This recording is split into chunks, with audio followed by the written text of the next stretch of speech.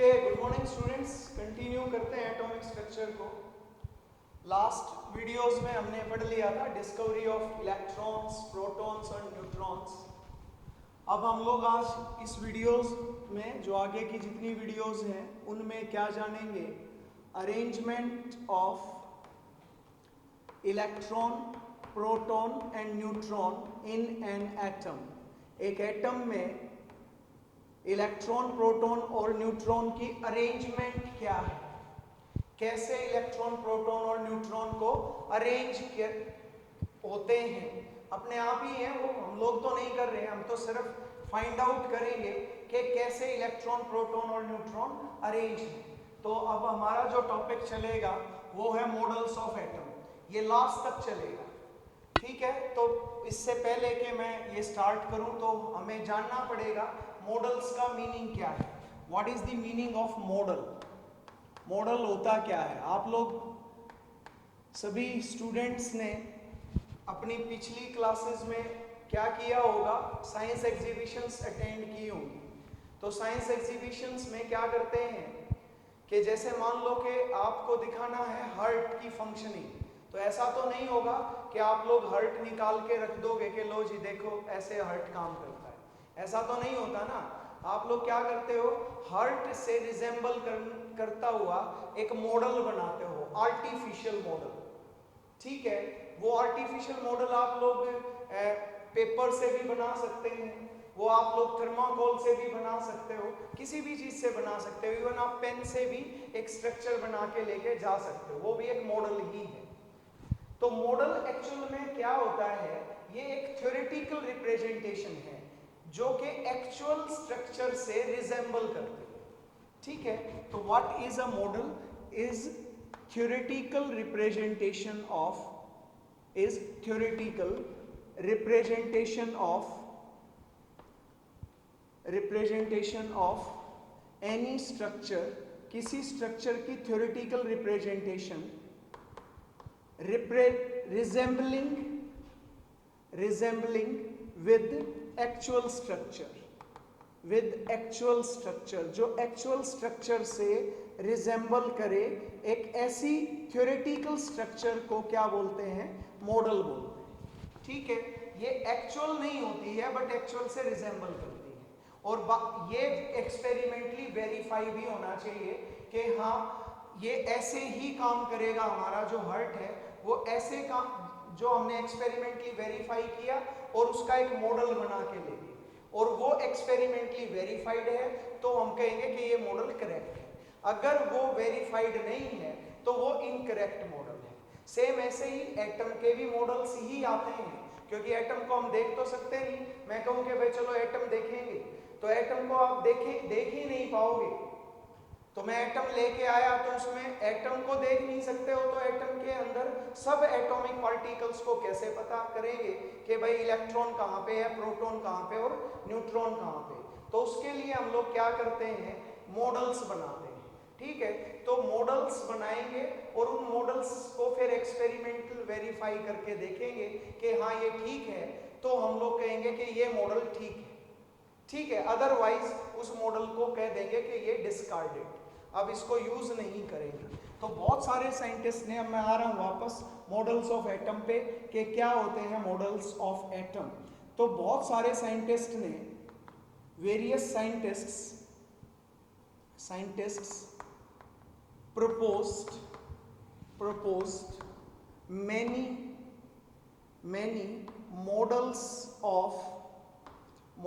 of atom, but the most important, हम सारे तो नहीं पढ़ेंगे, कुछ एक पढ़ेंगे, most important models are as follows. वो ये मॉडल्स हैं जो मैं अब पढ़ाने जा रहा हूं।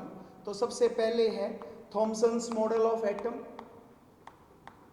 थॉमसन ने जे थॉमसन ने इसको प्रपोज किया था, थॉमसन्स मॉडल ऑफ एटम।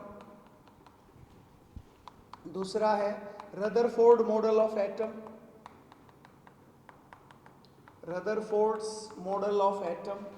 तीसरा है Bohr's model of atom. Niels Bohr ने दिया था and he got Nobel prize for it. Fourth is the quantum mechanical model. Quantum mechanical model याद रहे ये मॉडल्स हैं, ये एक्सपेरिमेंटली वेरीफाइड होते ही वो एक्चुअल में जो भी मॉडल आएगा जो एक्सपेरिमेंटली सारी प्रॉपर्टीज को एक्सप्लेन करेगा एटम की और arrangement of electron proton neutron को सही से एक्सपेरिमेंटली वेरीफाई जब हम कर लेंगे तो कह देंगे कि ये मॉडल करेक्ट है। ठीक है, तो ये 4 मॉडल्स हैं जो हम लोग इस पूरी यूनिट में पढ़ेंगे। तो इसमें से जो ये पहले मॉडल हैं ये अर्लियर मॉडल्स माने जाते हैं, अर्लियर मॉडल्स हैं और ये हमारे लेटेस्ट या फिर इनको मॉडर्न मॉडल ऑफ एटम्स भी बोला जाता है। ठीक है, तो हम लोग स्टार्ट करते हैं। आज के वीडियो लेक्चर्स में हम अर्लियर मॉडल्स पढ़ेंगे और फिर धीरे धीरे हम लोग अगले मॉडल्स पे आएंगे। याद रहे हर मॉडल के बाद एक्सपेरिमेंटल वेरिफिकेशन हुई। मैं फिर से बता दूं ये बहुत पुरानी बातें हैं। बहुत सारे बच्चे वीडियोस देखते हैं, वीडियोस में एक वीडियो बड़ी वायरल होती है कि यार ये केमिस्ट्री कैसा सब्जेक्ट है, बड़ा कंफ्यूजिंग सब्जेक्ट है, ये लोग कैसे पढ़ाते हैं हम लोगों को कि थॉमसन्स मॉडल बताया गया, फिर थॉमसन मॉडल को एक्सपेरिमेंटली वेरीफाई करके देखा गया, नॉट एक्सेप्टेड।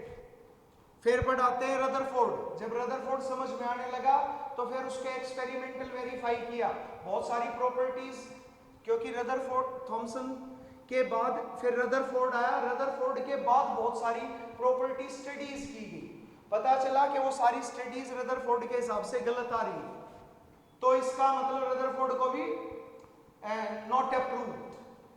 और फिर आया बोहर मॉडल, जब बोहर मॉडल समझ में आया तो फिर बहुत सारी प्रॉपर्टीज और आ गई, तो उन प्रॉपर्टीज के बेस पे कह दिया गया नॉट अप्रूव्ड।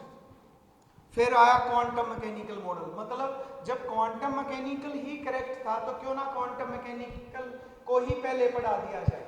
तो आप लोगों को ऐसे वीडियोस को बिल्कुल एक्सेप्ट नहीं करना है कि भाई हम सीधा इस पे आए। वजह क्या है कि हमने अपनी लॉजिकल और रीजनिंग एबिलिटी बढ़ानी है, उसके लिए हमें सोचना आना चाहिए। मेरा मेन फोकस ही ये है, आप लोगों को पढ़ाने को तो डायरेक्ट भी पढ़ा सकते हैं, बट अगर मैं कहूं कि आपकी लॉजिकल और रीजनिंग और एनालिटिकल एबिलिटी वो तब बढ़ेगी जब आप पुराने मॉडल्स पढ़ोगे, जब हम देखेंगे कि पहले आदमी ने कैसे सोचा और आखिरी आदमी ने कैसे सोचा है, जो आखिरी मॉडल जो आया है, तो उससे आपकी रीजनिंग एबिलिटी बढ़ेगी कि ऐसे सोचना चाहिए। ठीक है, तो हम लोग स्टार्ट करते हैं किससे, थॉमसन्स मॉडल ऑफ एटम। तो पहला मॉडल हमारे पास आता है थॉमसन्स मॉडल। याद रहे मॉडल क्यों बोला गया, हम लोग जितनी भी स्ट्रक्चर्स पढ़ेंगे एटम की, जो भी किसी साइंटिस्ट ने दी है, वो सिर्फ और सिर्फ मॉडल्स दिए हैं। एक्चुअल स्ट्रक्चर तो हम लोग उसकी प्रॉपर्टी के बेस पे कह सकते हैं कि हाँ ये मॉडल ठीक है। ठीक है, कि ऐसी स्ट्रक्चर हो सकती है एटम की। तो एक्चुअल में तो एटम को हम नहीं देख पाएंगे और उसके अंदर सब एटॉमिक पार्टिकल्स को तो बिल्कुल ही नहीं देख पाते।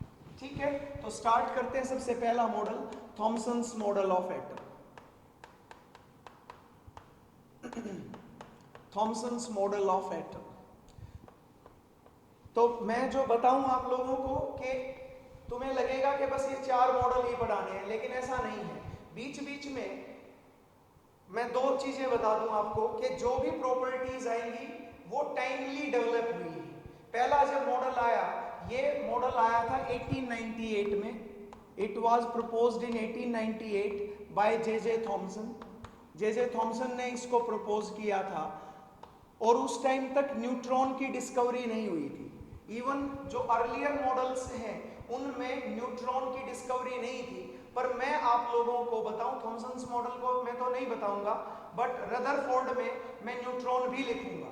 ठीक है, तो वो बाद में आया था। हालांकि रदरफोर्ड ने 1920 में ही बता दिया था कि इसमें एक न्यूट्रल पार्टिकल होना चाहिए, बट ये वेरीफाई हुआ था, चैडविक ने वेरीफाई किया मोस्ले एक्सपेरिमेंट के बेस पे 1932 में कि हाँ भाई इसके अंदर न्यूट्रॉन भी है, वो चैडविक ने बताया।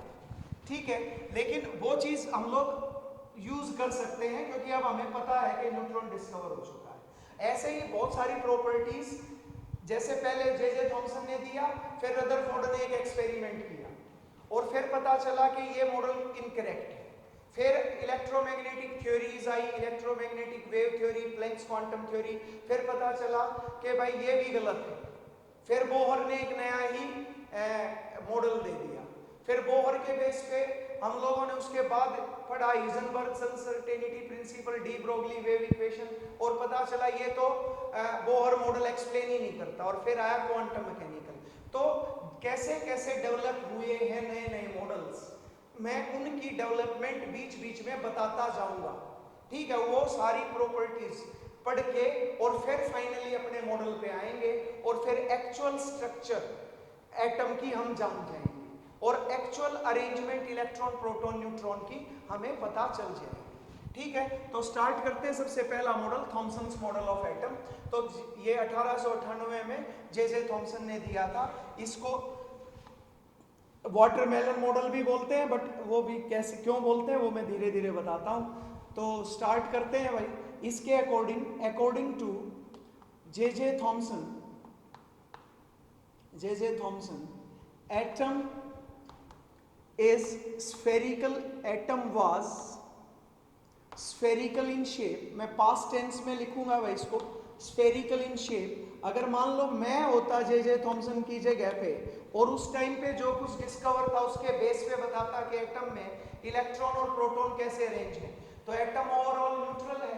तो मैं कह देता भाई अच्छा प्रोटॉन और इलेक्ट्रॉन में प्रोटॉन लगभग 1837 गुना भारी है इलेक्ट्रॉन से। तो लगभग सारा मास एटम का प्रोटॉन की वजह से माना जाता था उस टाइम तक।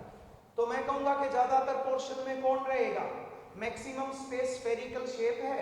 स्फेरिकल शेप में ज्यादातर कौन प्रेजेंट है, पॉजिटिव चार्ज, और इलेक्ट्रॉन कहीं कहीं है। हाँ उनके चार्ज बराबर है क्योंकि एटम ओवरऑल न्यूट्रल है, यही उसने बताया। तो ये तो बहुत कॉमन ऑब्जर्वेशन है। तो ये उसने बोला according to Thomson atom was spherical in shape and positive charge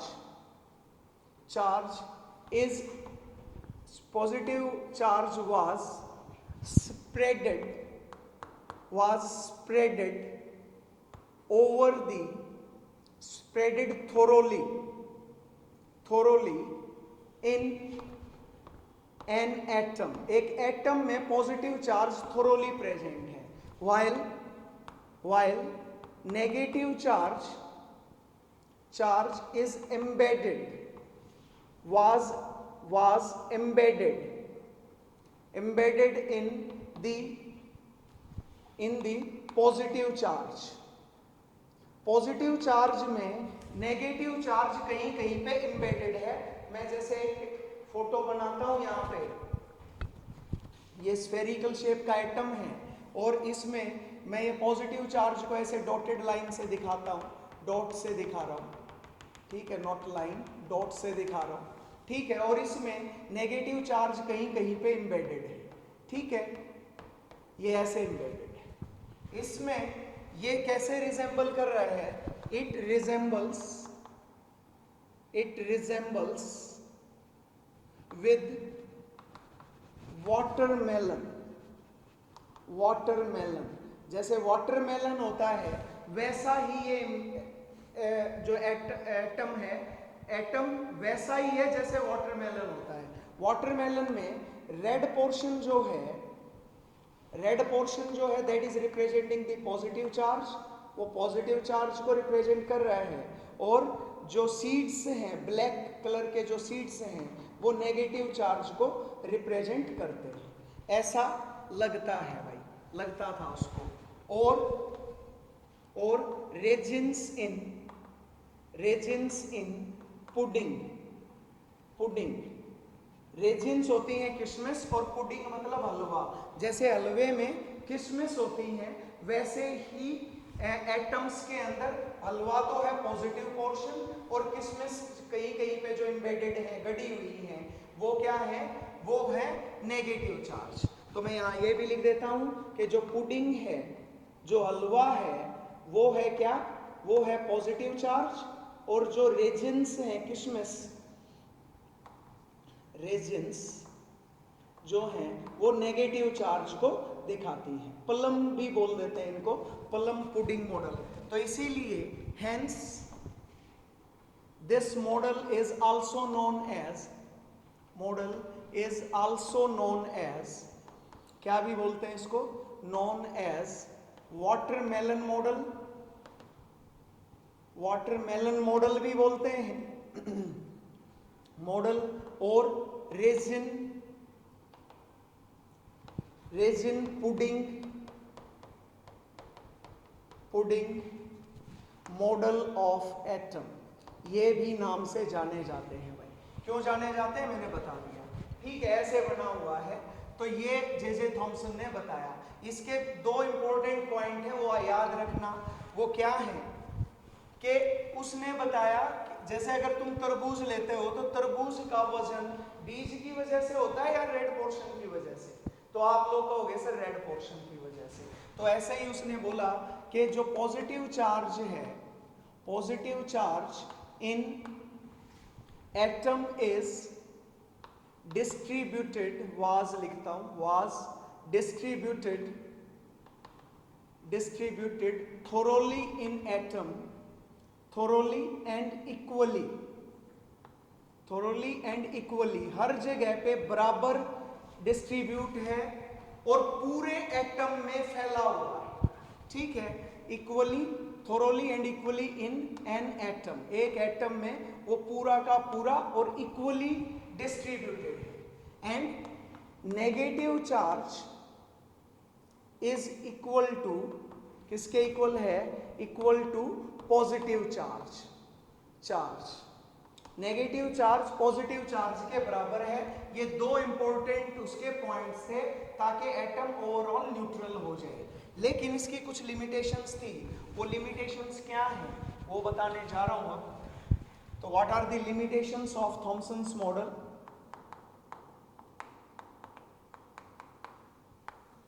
limitations क्या हैं? although थॉमसन्स मॉडल ने क्या एक्सप्लेन कर दिया, model was able to explain, क्या चीज को एक्सप्लेन करने में एबल था, to explain neutrality of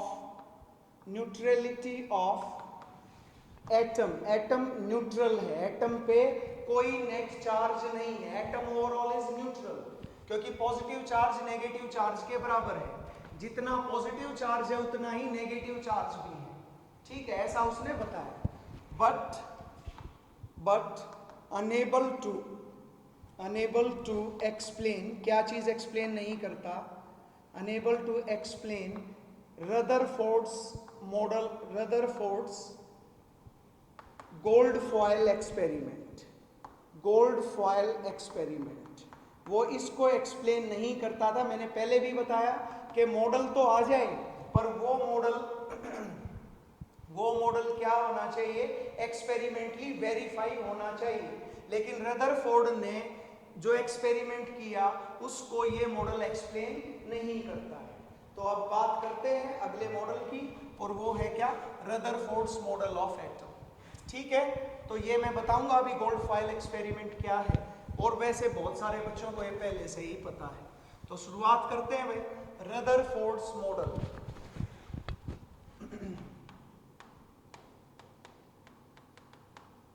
Rutherford's model of atom, तो it was proposed by Rutherford ने ही प्रपोज किया था। रदरफोर्ड इन 1911 में उसने ये प्रपोज किया था। And it was based on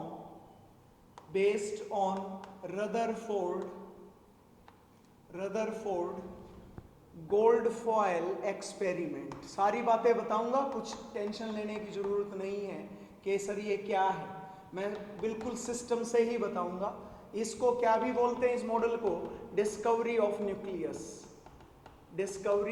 nucleus. और इसीलिए क्योंकि इस मॉडल के बाद ही न्यूक्लियस का पहली बार पता चला था कि न्यूक्लियस भी है, और इसीलिए इसको न्यूक्लियर मॉडल ऑफ एटम भी बोलते हैं। क्या भी बोलते हैं इसको, न्यूक्लियर मॉडल ऑफ एटम भी बोलते हैं, ठीक है, न्यूक्लियर मॉडल ऑफ एटम मतलब एक ऐसा मॉडल बनाया गया एटम का जिसमें न्यूक्लियस दिखाया गया। इससे पहले कोई भी मॉडल ऐसा नहीं आया था। तो रदरफोर्ड गोल्डफॉयल एक्सपेरिमेंट क्यों हुआ? सबसे बड़ी बात तो यही है ना, मैं कोई भी एक्सपेरिमेंट किसी वजह से तो करूंगा। तो वो वजह थी जे थॉमसन के जो मॉडल था उसको वेरीफाई करने के लिए। तो ये जो एक्सपेरिमेंट था, this experiment was performed to verify Thomson's model. उसका डेलिबरेटली वो ये नहीं चाह रहा था कि ये फेल हो जाए, पर उसने उसको वेरीफाई करने के लिए ये एक्सपेरिमेंट परफॉर्म किया था, थॉमसन्स मॉडल को वेरीफाई करने के लिए। अब ये क्या था और कैसे उसने बताया कि भाई ये मॉडल गलत है। और तो मैं अब शुरुआत कर रहा हूं Rutherford model of atom,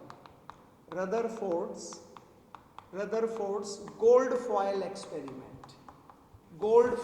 experiment.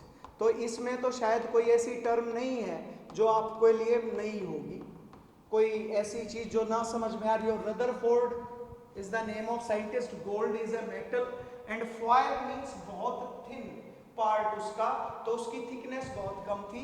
उसने क्या किया था, क्या प्रोसीजर था वो सारा बताऊंगा, बट उससे पहले उसने क्या किया था, Rutherford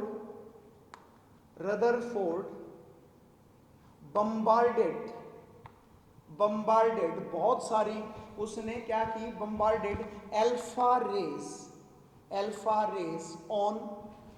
on very thin gold foil बहुत ही पतली, जिसकी थिकनेस बहुत कम थी, लगभग अराउंड 100 नैनोमीटर, और 1 नैनो होता है 10⁻⁹। तो अब आप समझ गए होंगे, बहुत ही पतली गोल्ड की पत्ती उसने ली थी। ये भी समझ लें कि सिर्फ गोल्ड नहीं लिया था उसने, निकल भी लिया, सिल्वर भी लिया, अलग अलग एक्सपेरिमेंट किए। और वो क्यों लिए, गोल्ड, सिल्वर या प्लेटिनम या निकल ही क्यों लिए ये भी बताऊंगा, और अल्फा रेज ही क्यों लिए ये भी बताऊंगा। पर एक बार पूरी की पूरी बात जान ले, उसने क्या किया, उसने अल्फा रेज को किसके ऊपर डाला, गोल्ड फॉयल के ऊपर डाला, एंड ऑब्जर्व द स्केटर्ड भी बताऊंगा, and observed the scattered alpha rays on zinc sulfide surface, zinc sulphide के सरफेस पे उसको ऑब्जर्व किया। तो एक एक करके सारी बातें एक्सप्लेन करते हैं। सबसे पहले वाई अल्फा रेज, क्यों अल्फा रेज उसने ली ये जानेंगे, फिर जानेंगे क्यों गोल्ड फॉयल ही लिया, वाई अल्फा रेज, और फिर पूरा experiment why alpha rays were used, क्यों नहीं बीटा रेज को यूज कर लिया गया। आप लोगों को अल्फा रेज पता है, अल्फा रेज क्या है, alpha rays are positively charged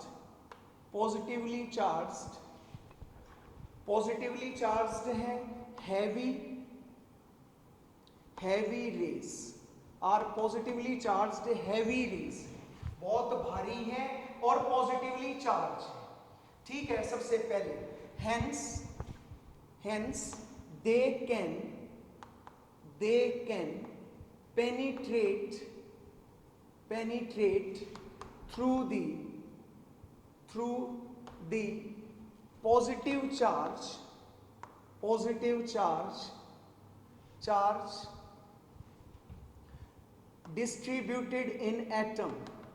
distributed in atom according to Thomson. जो थॉमसन ने क्या बोला था कि एटम में क्या है, पॉजिटिव चार्ज स्प्रेड हुआ है पूरे के पूरे में, वो पूरे में डिस्ट्रीब्यूट है इक्वली। तो अब अगर वो बीटा रेज ले लेता जो कंपैरेटिवली लाइट है, हल्की है, तो वो उससे पेनिट्रेट नहीं कर पाती, तो वो ऑब्जर्व नहीं कर पाता कि स्ट्रक्चर क्या होगी। तो जो उसने स्ट्रक्चर दी वो करेक्ट है कि नहीं है, इसीलिए hence they can penetrate through the positive charge distributed in atom। ठीक है, तो जैसे अगर मेरे पास ये एटम था, इस एटम में पॉजिटिव चार्ज और नेगेटिव चार्ज, ये है पॉजिटिव चार्ज। बच्चों ध्यान से समझो बातों को, क्योंकि सोचने का तरीका ही तुम्हें समझना है, ठीक है। अगर इनमें से मैं अल्फा रेज को पास करूं, अल्फा रेज को मैं अलग कलर से दिखा देता हूं, ये अल्फा रेज है, ये अल्फा रेज है, तो वो इजीली इसमें से पेनिट्रेट कर सकती थी। बट अगर बीटा रेज होती तो क्या वो पेनिट्रेट कर सकती थी? क्या वो तो हल्की हैं, उनको तो ये रिपेल कर सकते, उनको तो ये क्या कर सकते थे, रोक सकते थे। भाई कोई हैवी बॉडी किसी लाइट बॉडी के रास्ते में आएगी तो रुक जाएगी ना, तो ये पेनिट्रेट हो पाए उसके लिए उसने क्या किया, ऐसे अल्फा रेज ली, ठीक है, ये नेगेटिव चार्ज, ठीक है, यही तो एटम था, तो इसको इसलिए उसने अल्फा रेज ली। क्लियर है? तो अल्फा रेज क्या है? Alpha rays are positively charged heavy rays. तो मैं इनके बारे में और बता दूं, मैं ये हालांकि पहले भी बता चुका हूं, पीछे जब मैं रेडियो एक्टिविटी थोड़ी सी एक्सप्लेन की थी मैंने, तो वहां पे बताया था अल्फा रेज आर नथिंग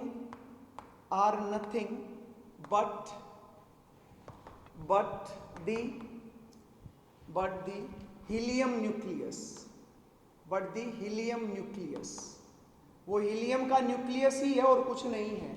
अभी तो आपको थोड़ा बहुत याद होगा, हीलियम 2 4, और यही है अल्फा रेज, यही है अल्फा रेज, ठीक है, और कुछ नहीं। तो हीलियम के न्यूक्लियस पे सबको पता ही है पॉजिटिव चार्ज है, ये तो हमें अब पता है। उस टाइम तो हमें अल्फा रेज पे ये पता था कि वो पॉजिटिवली चार्ज और हैवी रेज हैं, वो इजीली पेनिट्रेट कर सकती थी। ओके, तो स्ट्रेट लाइन में जा सकती थी, ऐसा उसने सोचा था, इसलिए अल्फा रेज ली। अब दूसरी बात क्या है, अगर why gold foil was used। दूसरा क्वेश्चन हमारे पास, क्यों गोल्ड फॉयल को यूज किया गया, कुछ और क्यों नहीं। मैं बता चुका हूं गोल्ड सिल्वर निकल ये सब यूज किए गए थे, पर क्यों नहीं सोडियम मेटल यूज कर लिया गया, क्यों नहीं पोटेशियम यूज कर लिया गया, क्यों नहीं मैग्नीशियम कैल्शियम यूज कर लिया गया। तो उसकी वजह क्या थी, आप लोग बताओ। अगर मान लो मैंने एक पतली सी गोल्ड फॉयल ले ली, तो क्या इसमें एक एटम होगा या बहुत सारे एटम होंगे? तो तुम्हारा सीधा सा आंसर होगा कि सर अगर आप इसका एक छोटा सा टुकड़ा भी लोगे ना, उसमें बहुत सारे मॉलिक्यूल्स मिलेंगे। क्योंकि मैंने तुम्हें बताया है कि अगर मैं मॉलिक्यूलर मास जितना मास लेता हूं तो उसमें एवोगैड्रोस नंबर ऑफ मॉलिक्यूल्स, या फिर अगर एटॉमिक मास जितना मास लेता हूं तो उतने एटम्स मिलेंगे। तो बहुत सारे एटम्स हैं कि नहीं? तो बहुत सारे एटम्स हैं। तो उसने सोचा कि मैं एक ऐसा मेटल लूं जिसमें कम से कम एटम्स हो, एक ऐसा मेटल लूं जिसमें कम से कम एटम्स हो, ताकि मैं एटम की इंडिविजुअल एटम की स्ट्रक्चर स्टडी कर सकूं। अगर बहुत सारे एटम्स हैं तो कॉम्प्लेक्स स्टडी हो जाएगी। अगर मुझे मान लो एक अपनी क्लास की बात करता हूं, वो कहे कि मुझे इस क्लास की स्ट्रक्चर पता करनी है, और मैंने क्या कर दिया, मैंने उठा लिया एक, ऐसे समझो कि मेरे पास ये एक सिस्टम था जिसमें से मुझे एक क्लास बनानी थी, तो मैंने इसका एक छोटा सा टुकड़ा उठा लिया और उसमें 1000 क्लासेस हुई, तो क्या होगा? तो तुम कहोगे सर बड़ा मुश्किल हो जाएगा, क्योंकि जो स्टडी आप करोगे तो उसमें तो 1000 स्टडीज दिखेंगी आपकी, दिखेंगी कि नहीं दिखेंगी? क्योंकि भाई उसमें तो एटम्स या क्लासेस कितनी है, 1000 है। और अगर मैं एक ऐसा पार्टिकल उठा लूं जिसमें एक ही क्लास हो, तो एक आराम से स्टडी हो जाएगा कि नहीं हो जाएगा? तो गोल्ड एक ऐसी मेटल थी जिसमें एटम्स बहुत कम थे, एटम्स कम थे। तो why gold foil was used? Because gold foil around 100 nanometer was having, आज भी उतने ही रखेंगे, was having very small number of atoms, small number of atoms, लगभग 1000 एटम्स थे इसमें, ज्यादा नहीं थे। एवोगैड्रोस 10 की पावर 23, समझ सकते हो, बस इतने ही एटम्स थे, लगभग 1000। And hence the complexity of study is reduced. Study was reduced. तो स्टडी की कॉम्प्लेक्सिटी को रिड्यूस करने के लिए एक ऐसी मेटल चाहिए थी जिसमें कम एटम्स यूज हों, तो वो थी गोल्ड फॉयल या निकेल, तो इसलिए वो यूज किया गया। तो होपफुली क्लियर हो गया होगा, है क्लियर हो गया। अल्फा रेज क्या थी, क्यों यूज की गई, और गोल्ड फॉयल क्यों यूज किया गया। अब असल मुद्दे पे आते हैं, असल मुद्दे पे आते हैं कि उसने एक्सपेरिमेंट कैसे परफॉर्म किया। तो मैं इसकी फोटो बना देता हूं, लिखवाऊंगा मेन चीजें, बट सारा एक्सपेरिमेंट नहीं लिखेंगे, सिर्फ फोटो से समझ जाएंगे। तो experiment performed by Rutherford, performed by Rutherford. तो उसने कैसे एक्सपेरिमेंट परफॉर्म किया था वो मैं अब बताने जा रहा हूं। रदरफोर्ड, याद होगा, alpha raise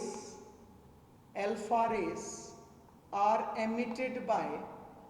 emitted by any radioactive source। कोई भी जो रेडियो एक्टिव सब्सटेंस है वो क्या करता है, वो रेडियो एक्टिव सोर्स से ही अल्फा रेज निकलती है। जब उसका न्यूक्लियस टूटता है तो अल्फा बीटा गामा रेडिएशंस निकलती हैं, रेडियो एक्टिव सोर्स। ठीक है, रदरफोर्ड ने क्या यूज किया था, Rutherford used radium as the source of किसका, Rutherford use radium as the source of alpha rays. Alpha rays का सोर्स क्या था, रेडियम था। ठीक है, तो ये बात आपने रखनी है, याद रहे, उससे अल्फा बीटा गामा रेडिएशन निकलती है, इसलिए उसको एक ऐसे ब्लॉक में रखना पड़ेगा जिससे कि जो गामा रेज हैं वो बाहर ना आ सके। तो इसके लिए उसने क्या किया, उसने ये एक लेड का ब्लॉक बनाया और इसमें रेडियम रख दिया। This is the lead block, lead का ब्लॉक बनाया है। ये पूरा का पूरा लेड से, बहुत थिक शीट होती है लेड की ये, और वो इसमें रखी गई है। ठीक है, एक बहुत ही थिक शीट रखी गई है, उसके अंदर ये रेडियम रख दिया। तो रेडियम जैसे कि मैंने वहाँ पे ब्लू कलर से दिखाई थी, तो मैं यहाँ भी ब्लू कलर से ही ये रेडियम है। ठीक है भाई, क्लियर। यहाँ पे फिर उसने क्या किया, ये रखा भाई, स्लिट लगा दी है। मैं बनाता हूँ यहाँ से, ये स्लिट जो होती हैं to reduce the size of rays का जो साइज है, जो उसकी थिकनेस है, उसको कम करने के लिए। जैसे कि आप लोग टॉर्च डालो तो टॉर्च से आपको बहुत लाइट रेडिएशंस निकलती मिलेंगी, लेकिन अगर हमें कम से कम रेडिएशंस चाहिए तो उसको एक होल से पास करवा देते हैं। ठीक है, तो कम रेडिएशंस निकलेंगी। तो यहाँ पे ये एक होल बना दिया है। ठीक है, ये ठीक है, बाद में बना लेंगे, नहीं तो ये दूसरा स्लिट लगा दिया। डबल स्लिट एक्सपेरिमेंट था ये, 2 स्लिट लगा दी, इसमें और छोटा होल कर दिया। और आगे मैंने बताया था, अगर आप लोग पढ़े पीछे का, तो उसने क्या किया था, उसने अल्फा रेज को किस पे बम्बार्ड किया था, उसने गोल्ड फॉयल पे किया था। तो गोल्ड फॉयल को बना देते हैं, येलो कलर से ही बना देते हैं। ठीक है, ये है gold foil, this is a gold foil of very small thickness. और इसको रख दिया, इसके चारों तरफ जो चीज रखी गई वो क्या रखा गया था, दैट वाज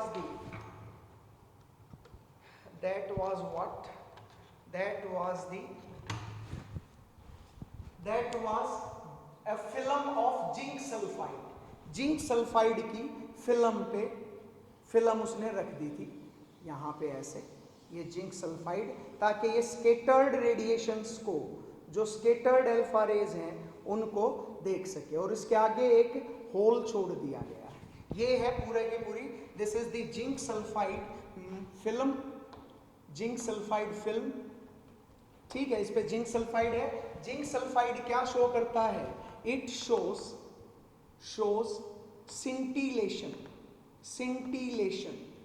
scintillation when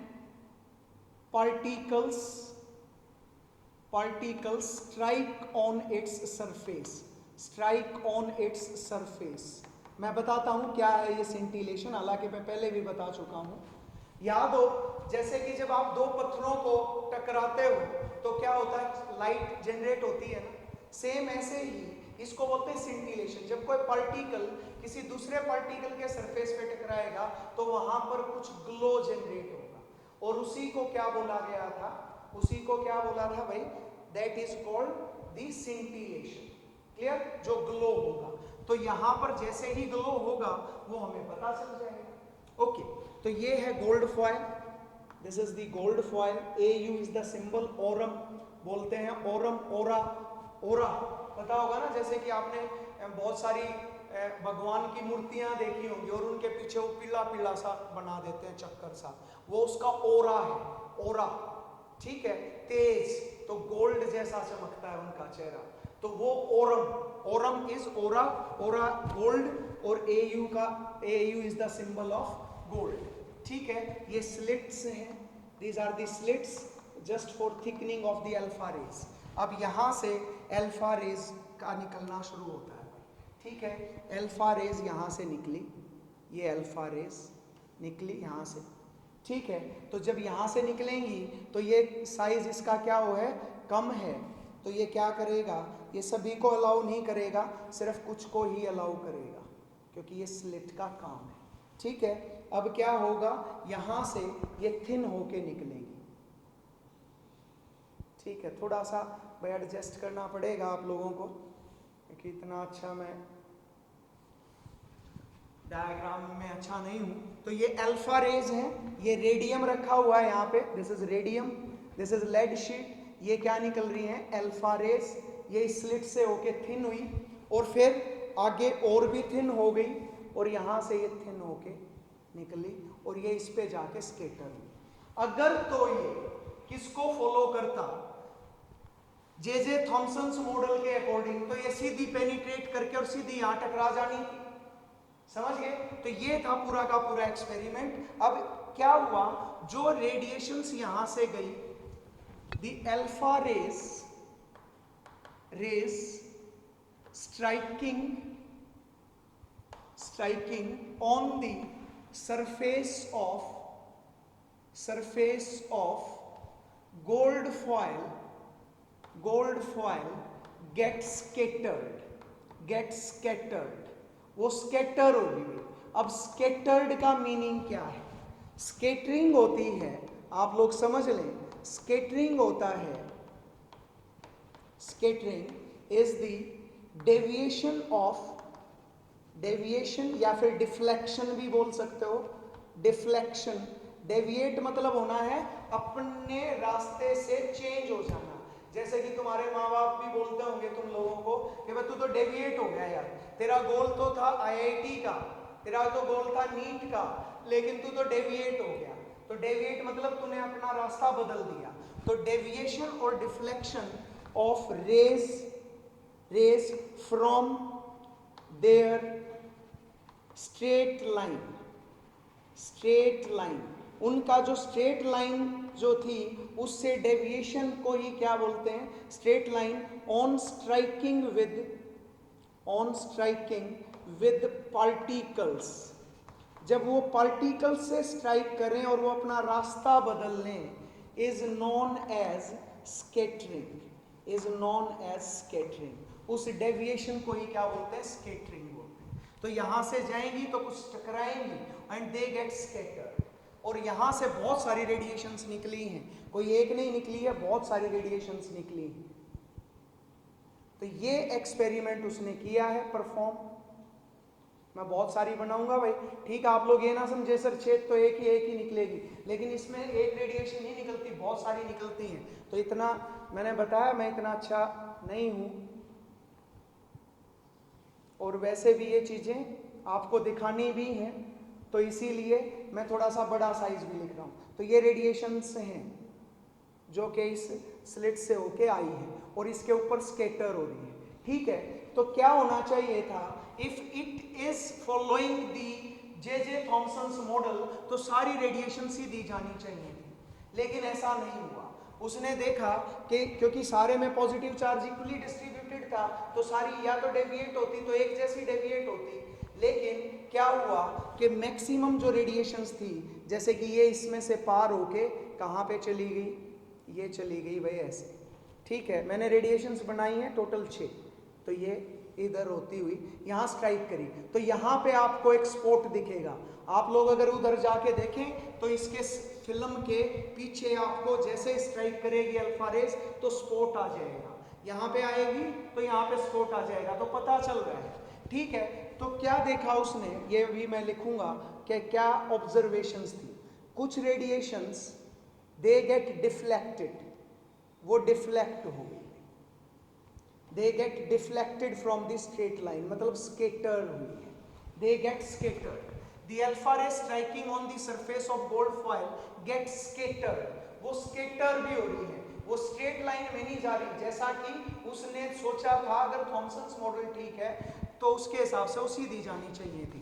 तो भाई बहुत सारी रेडिएशंस तो चली गई सीधी, मैं ऐसे बना देता हूँ, ठीक है। और कुछ रेडिएशंस क्या होगी, दे गेट डेविएटेड। अच्छा मैंने काफी आगे से डेविएट किया, ये गलत है, ठीक है, यहां से ही डेविएशन दिखाएंगे। अब अगर सीधी जाती तो सारे स्पॉट्स यहां आते, ऐसे सारे स्पॉट्स आते, बट वो यहां से ये यूं डेविएट, ये यहां से यूं डेविएट हो, ठीक है। तो कुछ एंगल पे दे गेट डेविएटेड, और बहुत ही कम रेडिएशंस गेट डिफ्लेक्टेड बैक, वो ऐसे भी हुई।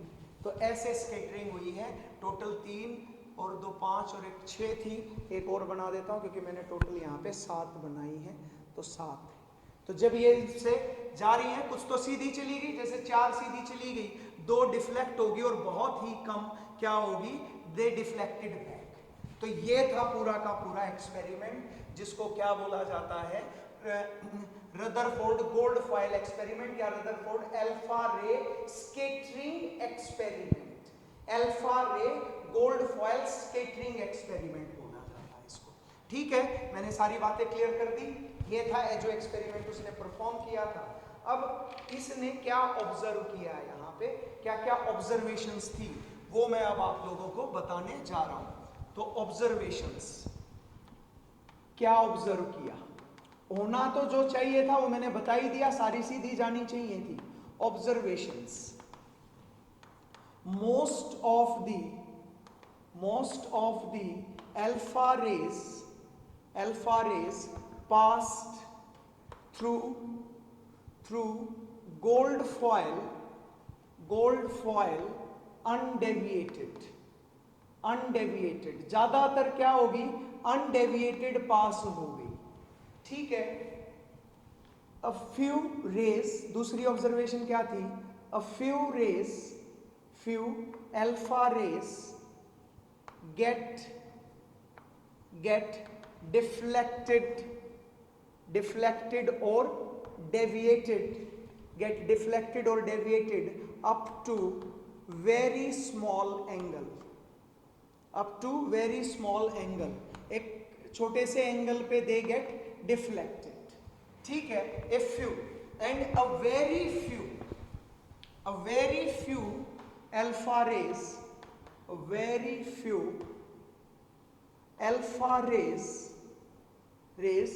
get deflected back or greater than 90 degree angle, 90 degree angle से ज्यादा पे वो डिफ्लेक्ट हो गई, ठीक है। ये 3 ऑब्जर्वेशंस उसकी थी इस एक्सपेरिमेंट के बेस पे, क्लियर। तो साफ दिखता है यहाँ से अल्फा रेज रेडियम सोर्स से है, और ये लेड शीट में क्यों रखी गई है, ताकि और जो रेडिएशंस हैं अगर हम इसको ऑब्जर्व करेंगे तो वो उनसे पास होके अगर आ गई तो क्या होगा, गामा रेडिएशंस यू नो, तो they are highly energetic, they can make the cells dead, वो सेल्स को मार सकती हैं। रेडियोथेरेपी में आप सबको पता है कैंसर के ट्रीटमेंट में गामा रेडिएशंस ही यूज होती है। तो ये है भाई हमारे पास ऑब्जर्वेशंस। अब इनके ऑब्जर्वेशंस के बेस पे उसने क्या कंक्लूड किया, तो कंक्लूजन्स इसी पे लिख दूं तो, और कंक्लूजन्स यही लिख देता हूं, कंक्लूजन्स। कंक्लूजन्स, तो पहले ऑब्जर्वेशन क्या थी? Most of the alpha rays pass through the gold foil undeviated. इसका मतलब as most of alpha rays passed undeviated,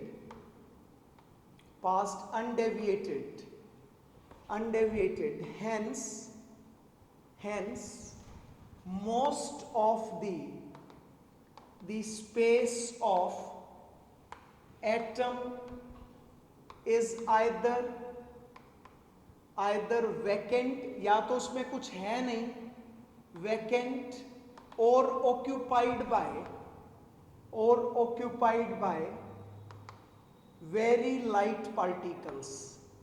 या तो वो खाली है या उसमें बहुत ही हल्के पार्टिकल्स हैं, वेरी लाइट पार्टिकल्स। पहला कंक्लूजन तभी सी दी जा सकती है, अदरवाइज अगर इसमें कुछ भी हैवी होता तो वो डेविएट होनी चाहिए थी अगर हैवी होते तो। अगला ऑब्जर्वेशन क्या था? Few alpha rays get deflected up to very small angle. अब ये क्या है, इससे क्या कंक्लूड किया उसने? As alpha rays are heavy positively charged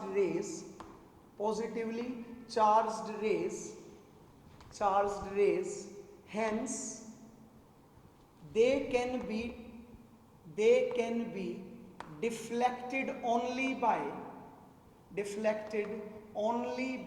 कौन डिफ्लेक्ट कर सकता है उनको? डेविएट कर सकता है भाई पॉजिटिव ही तो पॉजिटिव को रिपेल कर सकता है ना। और दूसरी बात, वो खुद हैवी होना चाहिए। अगर हल्का होता तो अल्फा रेज से, मान लो ये मेरे पास जो डस्टर है ये वो पॉजिटिव चार्ज है और ये अल्फा रेज है, मेरा हाथ जो है वो अल्फा रेज है। अगर ये हैवी है तो ये इसको डिफ्लेक्ट कर देगा, और अगर ये हल्का है और ये हैवी है तो ये इसको डिफ्लेक्ट नहीं करेगा। क्या खुद वो डिफ्लेक्ट नहीं होगी? कौन डिफ्लेक्ट होगा? जो हल्का होगा। तो इसका मतलब क्या हुआ? डिफ्लेक्ट कौन हुई? Alpha rays. मतलब अल्फा रेज से भी हैवी कोई चीज वहां पे प्रेजेंट है और उस पे कैसा चार्ज है? पॉजिटिव है। तो they can be rays, hence they can be deflected only by heavy positively charged particles।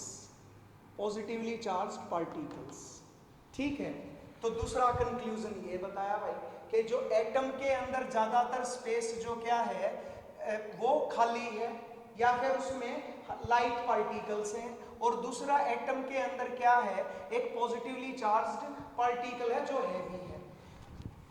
तीसरा क्या था? ए वेरी फ्यू में मैंने लिखा नहीं, 1 out of 20,000, 20,000 में से सिर्फ एक। अगर 20,000 अल्फा रेज यहाँ पे आई तो उनमें से सिर्फ एक ही डिफ्लेक्ट बैक हुई है। 20,000 में से लगभग 4 से 5 कुछ एंगल पे डेविएट होती हैं। ठीक है, ऐसा मान सकते हैं आप लोग। A very few 1 out of 20,000 alpha rays get deflected back. तो as very few alpha rays get deflected back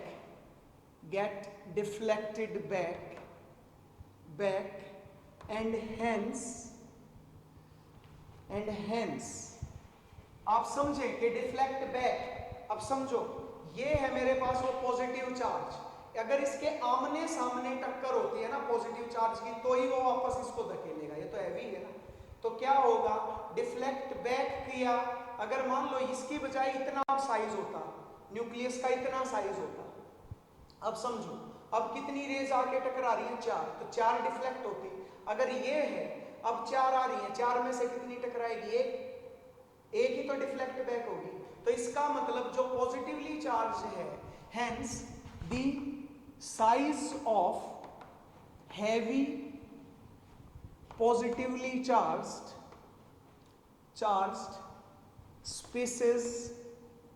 species present in atom is very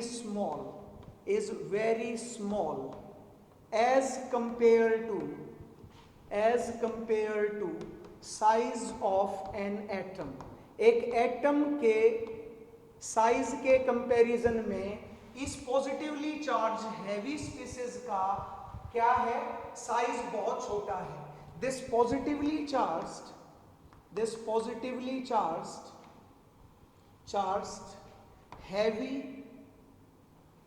heavy species is known as, इसको क्या बोला जाता है, known as न्यूक्लियस. एटम के अंदर जो भी पॉजिटिवली चार्ज छोटी सी स्पीसीज प्रेजेंट है वो है क्या, जो हैवी है उसको क्या बोला जाता है, न्यूक्लियस नाम दिया गया. ठीक है, आगे समझ में ऑब्जर्वेशंस क्या क्या थी मैंने बता दिया. कंक्लूजन्स क्या क्या थे कि ज्यादातर स्पेस किससे ऑक्यूपाइड है. मैं बताऊंगा ये सारी चीजें, आई विल कैलकुलेट, मैं सारी बातें बताऊंगा, पर पहले समझ लो कि उसने क्या कंक्लूड किया ऑब्जर्वेशन के बेस पे. बस सारी की सारी लगभग सारी सीधी जा रही थी. सारी सीधी जा रही मतलब सारा का सारा स्पेस खाली पड़ा है. ठीक है, लगभग, लेकिन कुछ गेट डेविएटेड. इसका मतलब उसमें पॉजिटिव चार्ज भी है, और वो पॉजिटिव चार्ज नहीं है, वो बहुत हैवी भी है. वो बहुत हैवी है क्योंकि वो रेज को डिफ्लेक्ट कर रहा है जो खुद बहुत हैवी है, तो उनसे भी हैवी वो चीज है.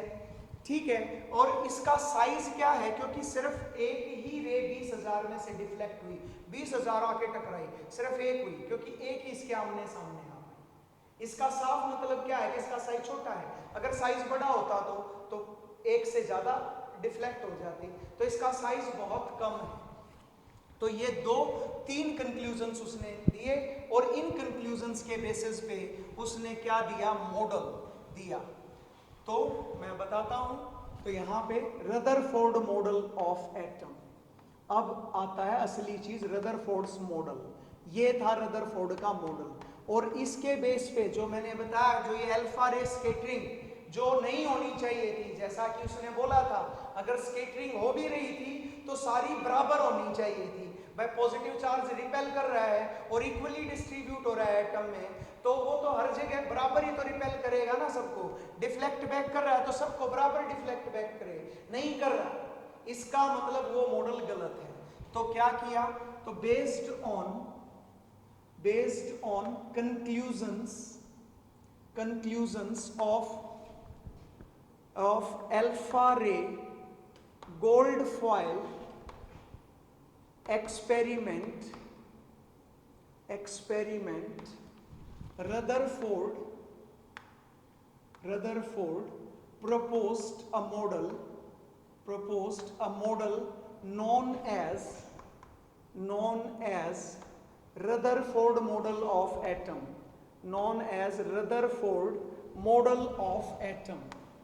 Rutherford model of atom उसको बोला गया. According to this model, अब सारी बातें मैं ये मिटा इसलिए नहीं रहा ताकि आप लोगों को समझ में आता जाए जो मैं बोल रहा हूँ. According to this model,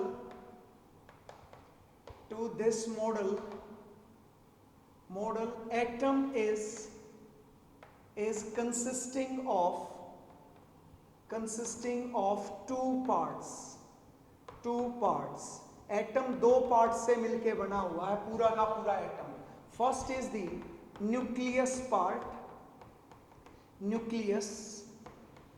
it is the central part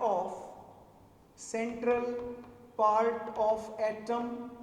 अच्छा, बहुत सारे बच्चे ये भी सोच रहे होंगे सर उसने तो बताया था एटम स्फेरिकल है. मैं फिर बता दूं ये एटम नहीं है, इसमें बहुत सारे एटम्स हैं, वो स्फेरिकल ही है. ठीक है, it is the central part of atom.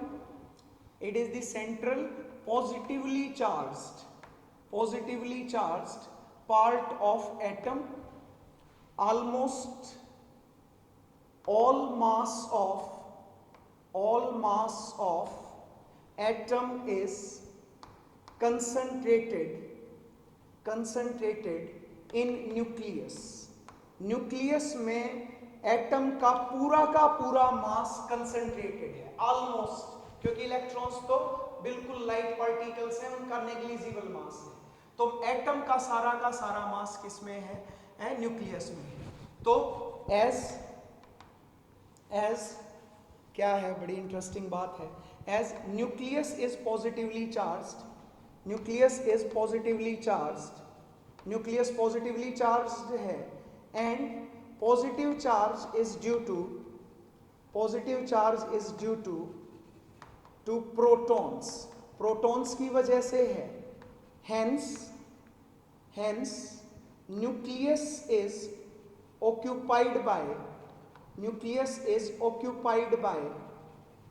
occupied by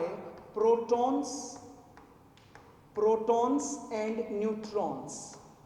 ठीक है भाई, देखो प्रोटॉन न्यूक्लियस पे कैसा चार्ज है, पॉजिटिव चार्ज है, तो पॉजिटिव चार्ज किस पे है, प्रोटॉन पे, तो प्रोटॉन तो इसके अंदर है।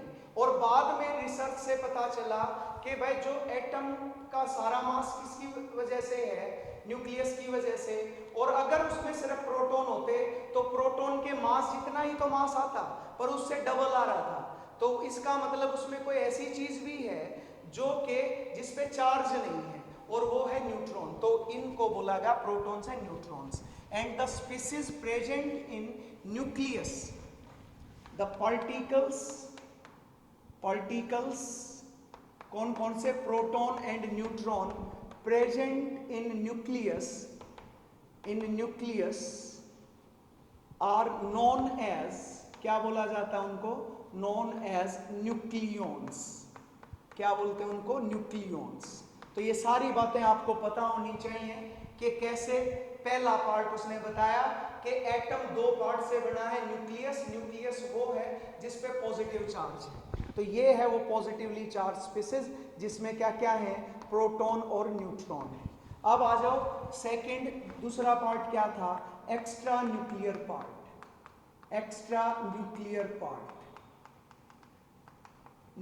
पार्ट। मैं ये फोटो इसलिए नहीं मिटा रहा हूं ताकि आप लोगों को मैं बाद में फिर से ये एक्सपेरिमेंट, इसकी जो मॉडल इसने दिया वो वेरीफाई कैसे होता है, उसके मैं वेरीफाई करके दिखाऊंगा। तो extra nuclear part, the part around the nucleus, the part of atom around the nucleus is known as extra nuclear part। Nucleus के चारों तरफ का जो पार्ट है वो एक्स्ट्रा न्यूक्लियर पार्ट होता है, आउटसाइड द न्यूक्लियस के बाहर का है। इट इज occupied by, ये किससे ऑक्यूपाई है, occupied by very light particles,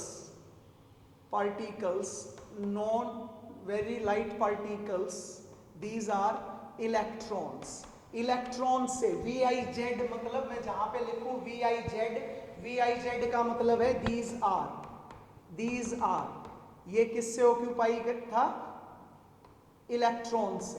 ठीक है, तो ये ज्यादातर किससे ऑक्यूपाई है, या तो ये खाली है या ये इलेक्ट्रॉन से ऑक्यूपाइड है। ठीक है, the electrons are revolving around the nucleus के अराउंड वो रिवॉल्व कर रहे हैं, ऑन अ सर्कुलर पाथ पे चल रहे हैं, पाथ नोन एज ऑर्बिट। क्या बोलते हैं उसको, नोन एज ऑर्बिट। तो इलेक्ट्रॉन्स कहां पे चल रहे हैं भाई, ऑर्बिट पे चल रहे हैं। ठीक है, जैसे ये न्यूक्लियस था, इस पे पॉजिटिव चार्ज था, तो इलेक्ट्रॉन्स इसके चारों तरफ एक सर्कुलर पाथ पे चल रहे हैं, तो electrons are revolving around it. ठीक है, इलेक्ट्रॉन्स जो हैं, the electrons are revolving like planets revolving around किसके around, sun, revolving around sun. जैसे कि सूरज के चारों तरफ प्लैनेट्स चल रहे हैं, ऐसे ही इलेक्ट्रॉन न्यूक्लियस के अराउंड चल रहा है। ठीक है, hence the motion of electron is known as planetary motion। कैसा मोशन बोलते हैं इसको, planetary motion.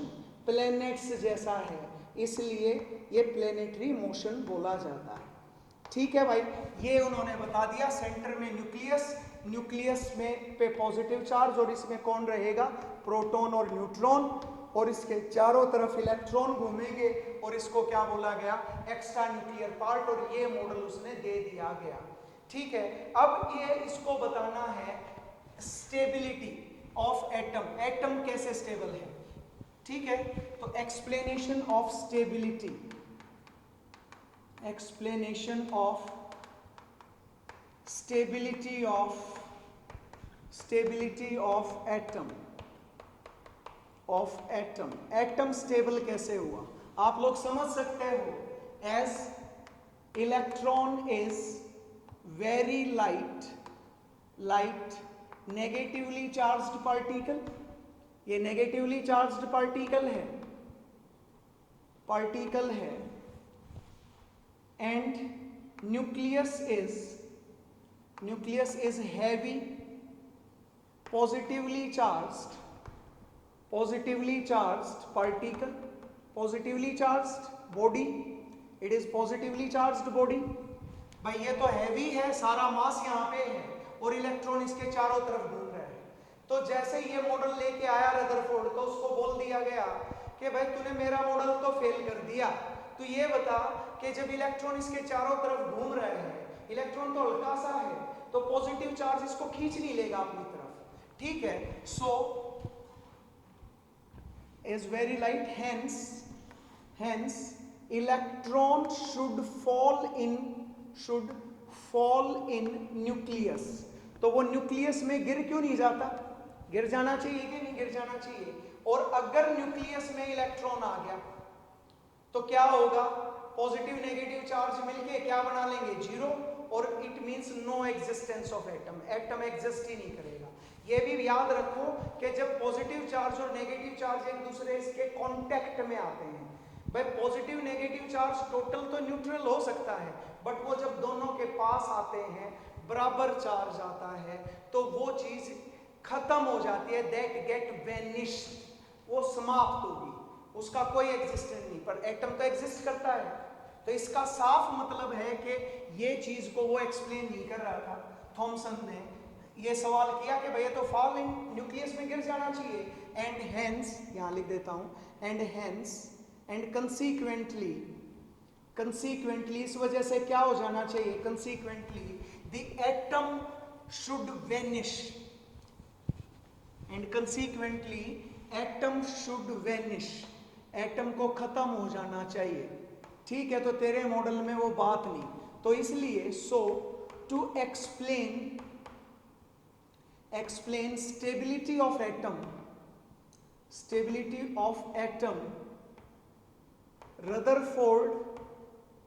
Rutherford proposed that,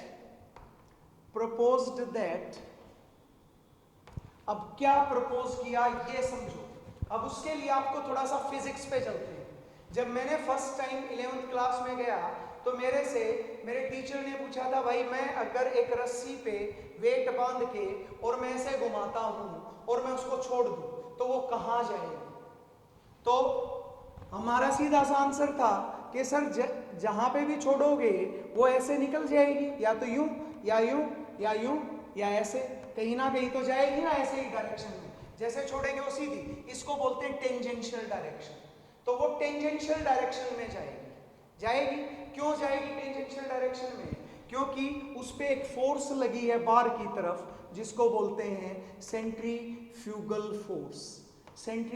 force बोला जाता है, that is called centrifugal force. और ये पॉजिटिव चार्ज था, ये इलेक्ट्रॉन था, तो पॉजिटिव और नेगेटिव के बीच में कौन सी फोर्स लगती है भाई, इलेक्ट्रोस्टैटिक फोर्स बोलते हैं इसको, इलेक्ट्रोस्टैटिक फोर्स बोलते हैं। या फिर जब कोई चीज सर्कुलर बॉडी पे, जैसे पानी में बाल्टी में पानी डाल के घुमाओ, तो क्या वो पानी जब ऊपर जाती है, बाल्टी ऐसे हो जाती है, तो क्या वो नीचे गिर जाता है, तो नहीं गिरता। क्यों नहीं गिरता, क्योंकि उस पे जो बाहर की तरफ जो फोर्स लगी है और सेंटर की तरफ जो फोर्स लगी है वो इक्वल होगी। तो इसको बोलते हैं इलेक्ट्रोस्टैटिक फोर्स भी बोल सकते हो। और जब सर्कुलर बॉडी जब चलती है तो सेंटर की तरफ जो अट्रैक्शन है उसको सेंट्रीपिटल फोर्स भी बोल देते हैं। ठीक है, आप लोग अभी के लिए इलेक्ट्रोस्टैटिक फोर्स पढ़े, हो सकता है ये तुमने ना पढ़े। ठीक है, तो Rutherford propose that to explain the stability of atom, Rutherford proposed that when electron is revolving around the nucleus on a circular path, जब सर्कुलर पाथ पे चलता है, then it experiences, ये क्या एक्सपीरियंस करता है, experiences centrifugal force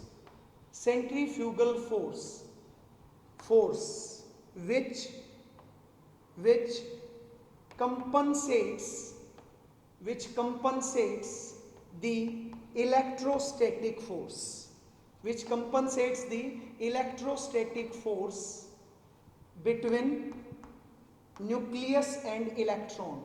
न्यूक्लियस और electron के बीच में जो इलेक्ट्रोस्टैटिक फोर्स लगी है, electro is charge, static means रुका हुआ, ये आप लोग फिजिक्स में पढ़ लेना। इलेक्ट्रोस्टैटिक फोर्स बोलते हैं अपोजिट चार्जेस के बीच में जो अट्रैक्शन है, उनके बीच में जो अट्रैक्शन है वो कंपनसेट कर रही है सेंट्रीफ्यूगल फोर्स से, कंपनसेट हो रही है। तो इसका मतलब अब इलेक्ट्रॉन ना तो बाहर जा सकता ना अंदर आ सकता। ठीक है, इलेक्ट्रोस्टैटिक फोर्स। ठीक है, सो electron is continuously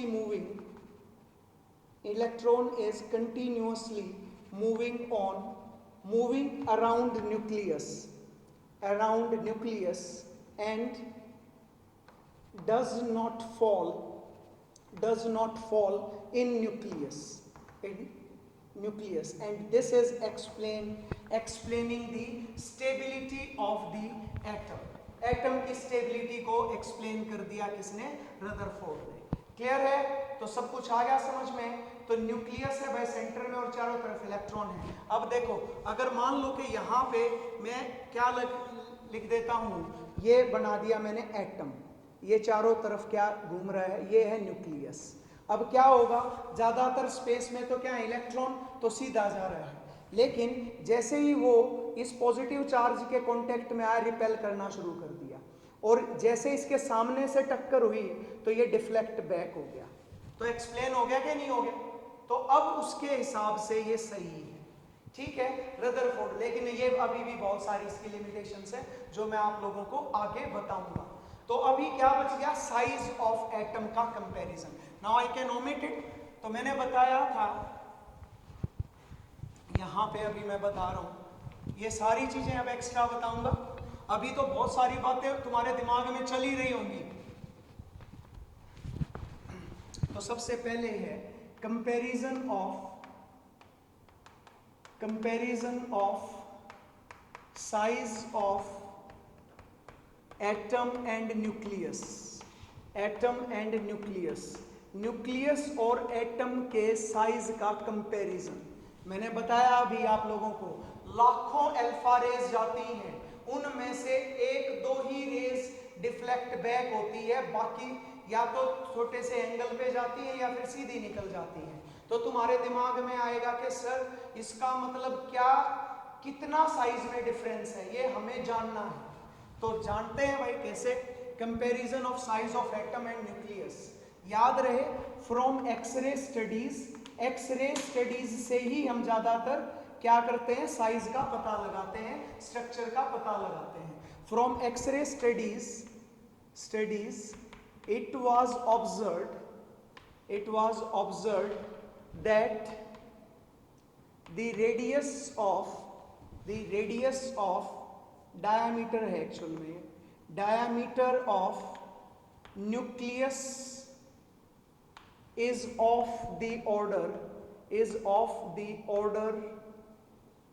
of 10 raised to the power minus 15 metre, 10 की पावर माइनस 15 मीटर है। आगे तो कोई भी वैल्यू आएगी, बट उसका ऑर्डर 10 की पावर माइनस 15 मीटर का होता है, लगभग इतना मिलेगा। And diameter of atom is of the order of 10 की पावर माइनस 10 मीटर, यही होगा। ठीक है, तो क्या आई रेशो, अगर मैं कहूं diameter of atom divided by diameter of nucleus, क्या हो गया 10 raise to the power -10 by 10 raise to the power -15, तो कितना आ गया, that is 10 raise to the power 5, तो 10 की पावर 5 मतलब 1 लाख गुना बड़ा है। किससे, डायमीटर किसका, किसका बोला, ये एटम का। अगर ये न्यूक्लियस है तो इससे 1 लाख ज्यादा टाइम, ये है इसका डायमीटर और वो है ये डायमीटर इसका है, तो ये लगभग 1 लाख मीटर होगा। अगर ये 1 मीटर का डायमीटर है तो ये 1 लाख मीटर का डायमीटर है, किसका, एटम का। और अगर वॉल्यूम का कंपैरिजन करोगे तो volume of atom divided by the volume of nucleus, तो वॉल्यूम किसके बराबर है, स्फेरिकल है ये, 4/3 pi r cube divided by 4/3 pi r cube, यही होगा भाई radius of atom, this is radius of nucleus. बाकी तो सारे कांस्टेंट वैल्यूज हैं, कैंसिल होगी। रेडियस कितनी है जी, रेडियस तो इसकी आधी होगी एटम की, तो 10 की पावर -10 का क्यूब बाय 8 आ जाएगा, तो 8 इसमें भी आ जाएगा तो कैंसिल आउट हो जाएगा, तो ये हो गया 10 की पावर -15 का क्यूब।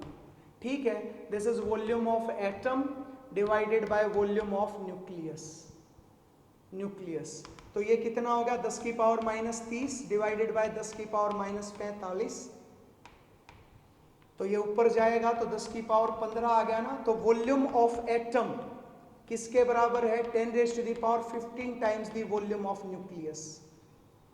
न्यूक्लियस से 10 की पावर 15 टाइम्स ज्यादा है किसका वॉल्यूम, एटम का, न्यूक्लियस से। समझ गए, ऐसे समझो अगर मेरे पास ये एक छोटी सी बॉल है, ठीक है, तो अगर इस बॉल का क्या, अगर मैं वॉल्यूम की बात करूं तो इसका वॉल्यूम हम लोग ले लें कितना, V1, तो जो एटम का वॉल्यूम आएगा वो कितना आएगा, वो आएगा 10 raise to the power 15 times of volume, इससे 10 की पावर 15 गुना ज्यादा, मतलब एक छोटी सी बॉल और लगभग 5 किलोमीटर, मैं 5 किलोमीटर कम ही कह रहा हूं, 5 किलोमीटर से भी ज्यादा। अगर न्यूक्लियस एक क्रिकेट बॉल जितना है तो एटम 5 किलोमीटर लंबा है, 5 किलोमीटर इससे बड़ा मिलेगा। ठीक है, तो बहुत छोटा साइज है किसका, न्यूक्लियस का, as compare to the size of atom. Atom के साइज के कंपैरिजन पे न्यूक्लियस का साइज बहुत छोटा है, यही मैंने आपको बताया है। So this is comparison of size of atom and nucleus. अब आती है एक एक्सप्लेनेशन और दे रहा हूं, स्टेबिलिटी ऑफ न्यूक्लियस। ये बहुत इंटरेस्टिंग है। आप लोगों को मैंने एटम की स्टेबिलिटी तो बता दी, मैंने क्या, रदरफोर्ड ने बताई, बाद में ये भी गलत प्रूव करेंगे। ठीक है, तो समझते हैं कैसे भाई। तो दूसरा आता है क्या, क्या बताया था मैंने, स्टेबिलिटी ऑफ न्यूक्लियस। ये एक्चुअल में मेरा टॉपिक है नहीं, आप लोगों को फिजिक्स में पढ़ते हैं, पहले पढ़ाते थे हम लोग भी न्यूक्लियर केमिस्ट्री, अब सिलेबस में से हट चुकी है, अब आप लोग न्यूक्लियर फिजिक्स पढ़ते हैं, पर फिर भी मैं थोड़ा थोड़ा बता देता हूँ भाई। न्यूक्लियस के अंदर as protons are present, protons पे पॉजिटिव चार्ज है, न्यूट्रॉन का कोई लेना देना नहीं क्योंकि उन पे चार्ज नहीं। Protons are present in nucleus, जिसका साइज ही बहुत छोटा है, present in nucleus and having positive charge, so they should also repel each other। उनको भी तो क्या करना चाहिए, एक दूसरे को रिपेल करना चाहिए कि नहीं करना चाहिए, repel each other, and hence nucleus should disintegrate,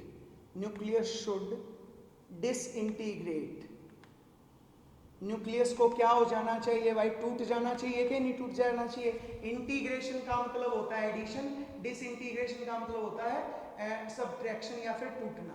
ठीक है, तो ये डिसइंटीग्रेट हो जाना चाहिए, उसको टूट जाना चाहिए, क्योंकि अगर ये न्यूक्लियस है तो इस पे ये प्रोटॉन इनमें क्या होगी, रिपल्शन नहीं होगी क्या, होगी ना। लेकिन क्या हुआ, बट दी सब atomic particles like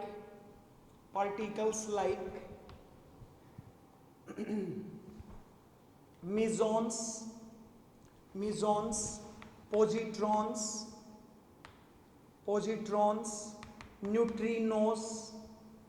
neutrinos, etc. help in holding the protons and neutrons together in nucleus. वो न्यूक्लियस में उनको रखने में मदद करते हैं। जैसे प्रोटॉन्स और न्यूट्रॉन्स बने हुए हैं छोटे पार्टिकल से। Protons and neutrons are consisting of very small particles जिनको सब एटॉमिक पार्टिकल्स ही बोलते हैं, पार्टिकल्स नॉन एज क्वार्क्स। तो ये जो क्वार्क्स हैं, ऐसे समझो जैसे मेरी बॉडी के अंदर पॉजिटिव चार्ज था, तो मेरी बॉडी में से कोई चीज निकल गई तो उसकी वजह से हो सकता है मेरी बॉडी पे नेगेटिव चार्ज आ जाए कुछ देर के लिए, और या कोई चीज मेरी बॉडी में आ गई जिसकी वजह से मेरे ऊपर नेगेटिव चार्ज आ गया कंपैरेटिवली। ऐसे समझो ना, जैसे कि मान लो यहाँ पे +7 था और इस पे भी +7 चार्ज था, दोनों पे +7 था, इसमें से कुछ चीज निकल गई तो इसमें +5 चार्ज आ गया। तो अब क्या कंपैरेटिवली दोनों पे में से इस पे चार्ज ज्यादा, इस पे चार्ज कम है, तो कंपैरेटिवली इस पे क्या हो गया, इससे 2 चार्ज कम हो गया, जिसकी वजह से इनमें क्या होगी, अट्रैक्शन फोर्सेस जनरेट हो जाती है। तो उसकी वजह से प्रोटॉन एक दूसरे के साथ रह लेते हैं, इसी वजह से न्यूट्रॉन्स रह लेते हैं, क्योंकि एक जो फंडामेंटल पार्टिकल है वो दूसरे सब एटॉमिक पार्टिकल्स में कन्वर्ट होते रहते हैं, और वो कन्वर्जन के टाइम पे कुछ ना कुछ एनर्जी रिलीज भी करते रहते हैं। आप सबको पता होगा कि सबसे स्ट्रॉन्ग फोर्सेस जो इस यूनिवर्स में एग्जिस्ट करती हैं वो न्यूक्लियर फोर्सेस हैं, सबसे स्ट्रॉन्ग। इसीलिए जब न्यूक्लियस टूटता है तो बहुत हाई एनर्जी रिलीज